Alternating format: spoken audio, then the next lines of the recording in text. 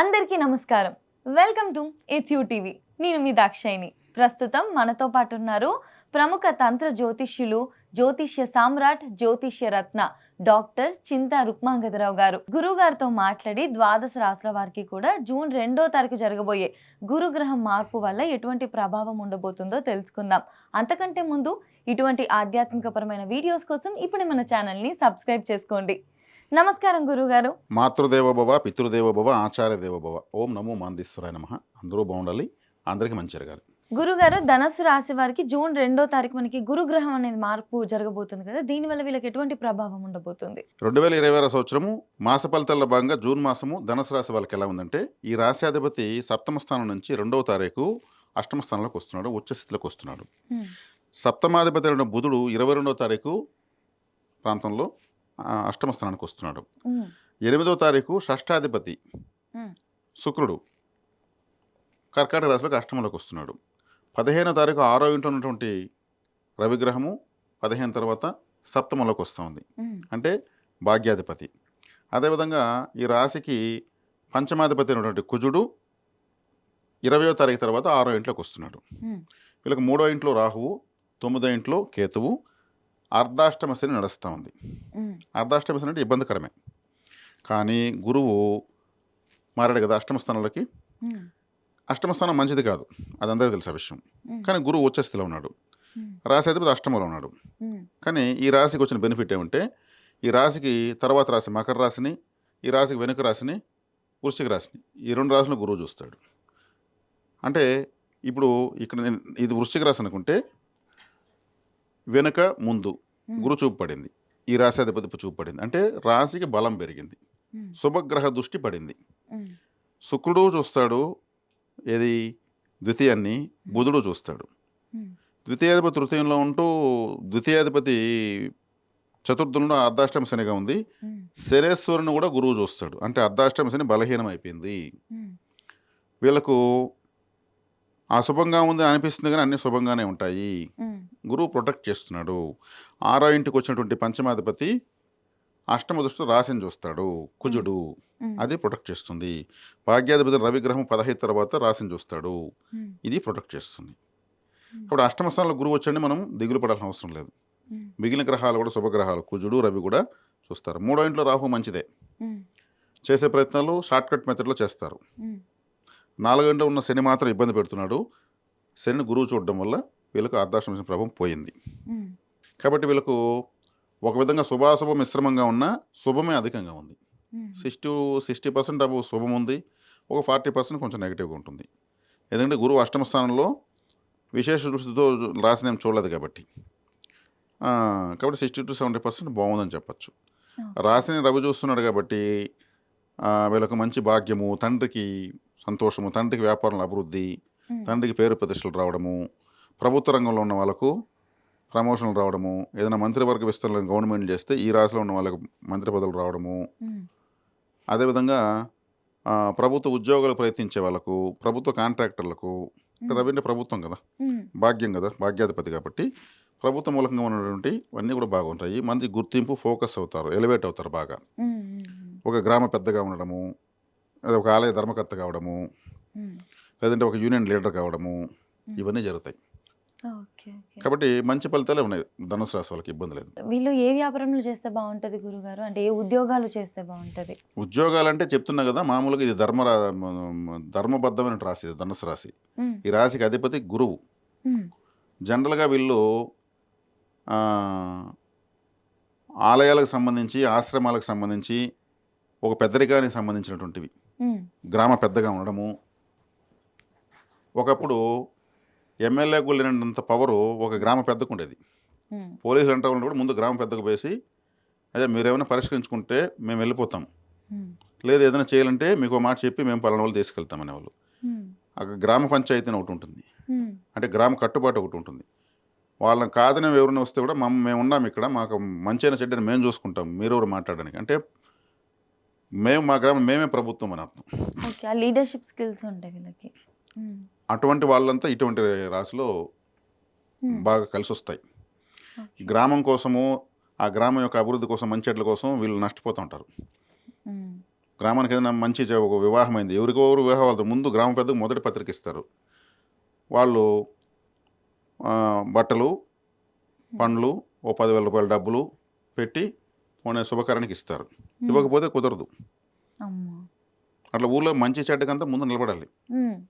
ఓ అశుభకార్యం జరిగింది, పోయి వాళ్ళు ఆడ ఆ కార్యాలకు పిలిచి ఇది పెట్టుకోండి మీరు అని గ్రామ పెద్దగా తన వంతుగా ఇవ్వాలి.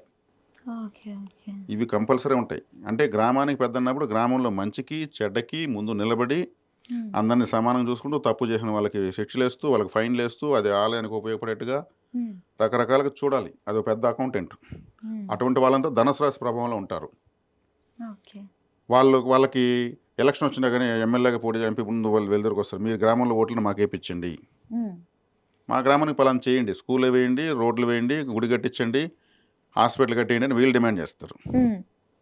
ఏం కావాలన్నా వీళ్ళు చూసుకుంటూ ఉంటారు. వీళ్ళని దాటే ఇంకేదన్నా వస్తూ ఉంటుంది ఊర్లోకి. అటువంటి ధర్మకర్తలంతా ఉండేటువంటి రాశి ధనుసు రాశి.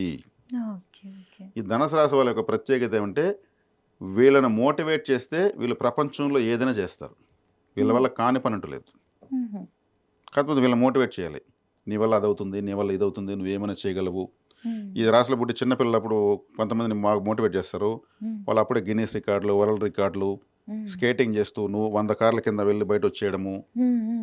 అంటే ఎవరో చేయనటువంటి అద్భుతాలు చేసేటువంటి రాశి ఈ రాశి. ఇది ధనస్సు మానం కదా. ఒక టార్గెట్, ఒక రీచ్, ఒక గోల్, ఒక అచీవ్మెంట్, అవన్నీ కావాలంటే ఎవరు ఉండాలి? వెనకాల ఒక గురువు ఉండాలి. ఆ గురువే ఈ రాశి అధిపతి. ఇప్పుడు అర్జునుడు, కర్ణుడు, భీష్ముడు, ద్రోణాచార్యులంతా బాణం ఎత్తుకున్నారు. వాళ్ళ చుట్టూ కొన్ని వేల మంది కూడా బాణాలు ఎత్తుకుంటారు. వీళ్ళు అర్జునుడు బాణం ఎత్తుకుంటే కర్ణుడినే వెతుకుతాడు, కర్ణుడు బాణం ఎత్తుకుంటే అర్జునుడే వెతుకుతాడు. చుట్టుపక్కల ఉండే వాళ్ళందరినీ పట్టించుకోరు. వాళ్ళు ఎత్తుకుంటారు, వాళ్ళు వీళ్ళ మీద పెడతారా? మరి వీళ్ళ బాణానికి అంత శక్తి ఎక్కడి నుంచి వచ్చింది? మంత్రశక్తితో కూడుకున్న ఆయుధాలు దాంట్లో పెట్టి వదులుతారు వీళ్ళు. ఇప్పుడు అణుబాంబు లాంటివి ఆ ఆయుధాలు వదిలితే మల్టిపుల్గా 100,000గా డివైడ్ అవుతుంది. ఆ శక్తిని, అదే అస్త్రం ఎవరి చేతిలో ఉంటుందో వాడిని చూస్తారు. అతను అది వాళ్ళకంతా గురువులు వెనకాల ఉంటారు. ధనస్సు, అందుకు గురువు, ఒక గురువు ఉంటూ వెనక ఉండాలి. అందుకే శ్రీకృష్ణుడు గురువుగా కూర్చున్నాడు. అర్జునుడు రాంగ్ రూట్లో వెళ్తున్నాడు, రైట్ రూట్లో వెళ్తున్నాడు, ఇంపార్టెంట్ కాబట్టి. ఇప్పుడు ధనుసు రాశి వాళ్ళకి ఒకరి సలహా అవసరము. కాబట్టి ఈ రాశి వాళ్ళకు ఇక్కడ రవి కుజుడు చూడడము, శనిని గురువు చూడడము, 3వ ఇంట్లో రాహు ఉండడము, ఇవంతా కూడా కలిసి వచ్చేటువంటి విషయాలు. వీళ్ళకు గురువు 2 వెనక ముందు రాహులను ప్రొటెక్ట్ చేస్తున్నాడు. కాబట్టి ఒక సిస్టమేటిక్గా వీళ్ళకు గ్రహాల అమరిక ఉంది. ఒక విధమైన వ్యూహంతో ముందుకు వెళ్ళగలరు. ఇప్పుడు యుద్ధంలోకి వెళ్ళాడు, బాణం మీద ఎత్తుకోపోతాడు, ధనస్సు విల్లు ఎత్తుకోపోతాడు, వ్యూహాత్మక పోలగానే ఎట్లా పడితే గుడ్డిగా పరిగెత్తాడా? అవతల శత్రువా, మిత్రుడా, లేదా అనుకూల శత్రువా, మనతో బాగానే ఉంటే మనల్ని చంపేవాడా? వ్యూహాలు ఎన్నో ఉండాలి. అట్లా వీళ్ళు వ్యూహాత్మకమైనటువంటి అడుగులు వేయాలంటే వీళ్ళకి ఒక సలహా కావాలి. సలహా తీసుకొని, ఒకరి ప్రోత్సాహం తీసుకొని ముందుకెళ్తే ఇంకా వీళ్ళకు మించిన ప్రపంచంలో లేరు. ఆ ప్రొటెక్షన్ ఇప్పుడు ఈ మాసం వీళ్ళకు ఉంది. గురుగారు, వీళ్ళకి వివాహ యోగం ఉందా? ముందు వివాహ యోగం ఉంది. భాగ్యాధిపతి సప్తమంలో ఉన్నాడు కాబట్టి ఇప్పుడు ప్రయత్నిస్తే మంచి ప్రెస్టేజియస్గా ఉన్నటువంటి భార్య కానీ, ప్రెస్టేజియస్గా ఉన్నటువంటి భర్త కానీ లభిస్తారు. ఎందుకంటే రవి గ్రహం 15వ తారీఖు తర్వాత వస్తుంది కాబట్టి, రవి అంటే ఒక ప్రెస్టేజ్, ఎక్కువగా రెస్పెక్ట్ ఇవ్వాలి. అమ్మాయి అయినా అబ్బాయి అయినా అంత అట్లే ఉంటారు. నీకు మించిన లేరు అంటే వాళ్ళు ఏమైనా ఇచ్చేస్తారు. పొగుడుతూ ఉండేటువంటి వాళ్ళు భార్య భర్తకు వస్తారు ఈ మాసంలో చేసే వివాహ ప్రయత్నాలకు. ధనుసు రాశి వారికి పర్ఫెక్ట్ మ్యాచ్ అంటే ఇంకో రాశి ఏది గురుగారు? ధనుసు రాశి వాళ్ళకి పర్ఫెక్ట్ మ్యాచ్ అంటే సింహరాశి, మేషరాశి, తర్వాత తీసుకుంటే వీళ్ళకు సింహము, మేషము, సింహరాశి భాగ్యం అవుతుంది, మేషరాశి పంచమం అవుతుంది. తర్వాత తీసుకుంటే తులారాశి తీసుకోవచ్చు. అంతే. వీళ్ళకైతే బాగా పర్ఫెక్ట్ గా మ్యాచ్ అవుతుంది. ఆరోగ్యపరంగా వీళ్ళకి అంత బాగుంటుంది. ఆరోగ్యపరంగా అంటే ఇప్పుడు వీళ్ళు ధనుసు అంటే ఒక టార్గెట్, వీళ్ళు చేయలేని పని అంటూ ఏమీ లేదు. వీళ్ళు ఏదైనా చేయగలుగుతారంటే ఫిజికల్ ఫిట్నెస్, మెంటల్ ఫిట్నెస్ ఉంటేనే కదా చేయగలుగుతారు. అవును. ఫిజికల్ ఫిట్నెస్ ఉండి మెంటల్ ఫిట్నెస్ లేకపోతే, అంటే ఒక పిచ్చివాడిలాగా ఉంటే ఏం చేస్తారు? బాగా బలవంతమైన వాడికి పిచ్చి ఉంటే ఏమవుతుంది? యూజ్లెస్. కాబట్టి బలహీనంగా ఉండి తెలివితేటలుంటే ఏం చేస్తాము? ఫిజికల్గా వీక్గా ఉంటే వికలాంగుడు అంటారు. ఫిజికల్గాను మెంటల్గాను 2 విధాలుగా బాగుంటారు వీళ్ళు. అప్పుడే ఒక అస్త్రాన్ని ప్రయోగించగలరు, అంటే ఏదైనా ఒక ప్రయత్నం చేయగలరు. గురుగారు, ధనుసు రాశి వాళ్ళు ఏ పరిహారాలు చేసుకుంటే బాగుంటుంది, ఏ దేవత ఆరాధన చేసుకుంటే బాగుంటుంది?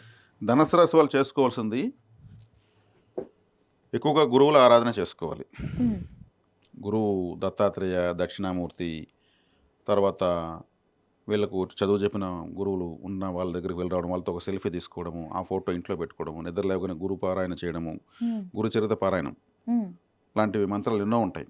ఉమ్, అంటే అందరూ గురువులు ఉన్నటువంటి ఒక ఫోటో ఉంటుంది. హిమాలయ పరమ గురువుల ఫోటో ఉంటుంది. 40-50 మంది సాధువులు ఉంటారు, వాళ్ళు గురువులు. ఆ ఫోటో ఇంట్లో పెట్టుకోవడము, ప్రతి గురువారము ఏదో ఒక గురువుల ఆలయానికి వెళ్ళి రావడము, ఇలా వీళ్ళు ఆ గురువు అనేటువంటి బ్రీతింగ్లోకి వెళ్ళిపోయారంటే చాలు. ఉమ్, వీళ్ళకి ఎవరో ఒకరు సపోర్ట్ కావాలా, మోటివేటర్ కావాలన్నాం కదా. ఉమ్, కాబట్టి వీళ్ళు ఎల్లో కలర్ బాగుంటుంది, గురువారం కలిసి వస్తుంది, ఆ మంగళవారం కలిసి వస్తుంది, తర్వాత తీసుకుంటే ఆదివారం కలిసి వస్తుంది. సూర్య నమస్కారాలు అధికంగా చేయాలి, ఉమ్. ఆదిత్య పారాయణం ఎక్కువ చేయాలి, వీళ్ళకు విశేషంగా యోగిస్తుంది. ఖచ్చితంగా గురుగారు. ధన్యవాదాలు గురుగారు. ధన్యవాదాలు.